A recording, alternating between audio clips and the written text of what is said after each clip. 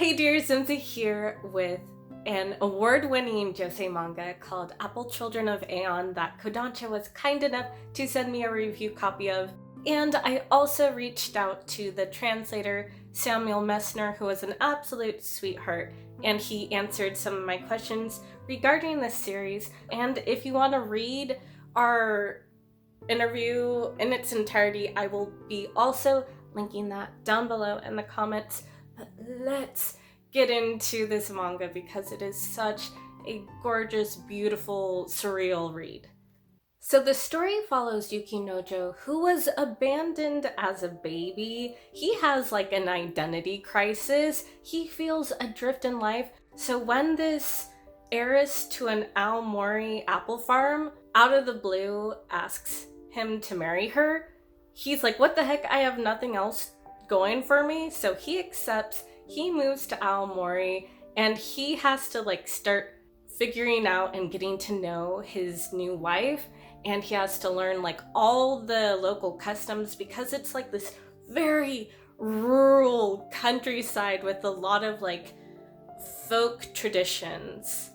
However, one day he decides to give his wife this apple from a mysterious tree on public property, and it starts changing her. Her hair starts growing and weird things start happening, and together they have to like learn how to deal with the aftermath and consequences of whatever he did. This manga has a little bit of everything. It's a genre bender. It's this slice of life that feels really grounded, like at an apple farm with realistic characters. However, there's these subtle, fantastical, like magical realism elements going on, and there's also all these like dream sequences, and I don't inherently mind dream sequences because they kind of reveal Yukinojo's psyche, and it's super trippy to read, and it feels so dreamy and atmospheric, and tonally wise, I would say it probably reminds me of Go With the Clouds, North by Northwest, as well as The Girl from the Other Side. There's like this charming quality to it, but there's like a little bit of sadness and melancholy mixed in there as well. And what I really loved about this manga was how immersive it felt. It has such a strong sense of place. You really get an idea of the Aomori countryside. There's all these panels of apple trees, of course, and you get this sense of the passage of time. So if you love like games like Stardew Valley or Harvest Moon, I was a huge Harvest Moon fan, I think you'll fall in love with this manga. And I do want to point out, if you are reading this, you may notice that the rural characters are speaking in a very heavy accent, and that is like reflected in the writing. That is purposefully done because they are speaking in a Tsugaru dialect, which is very heavy. It's like almost a Cockney accent, which would be indecipherable almost to non-natives of that region. I approve of that stylistic choice because I feel it is authentic. It adds character to the story. Some people in the reviews were turned off by it. I liked it.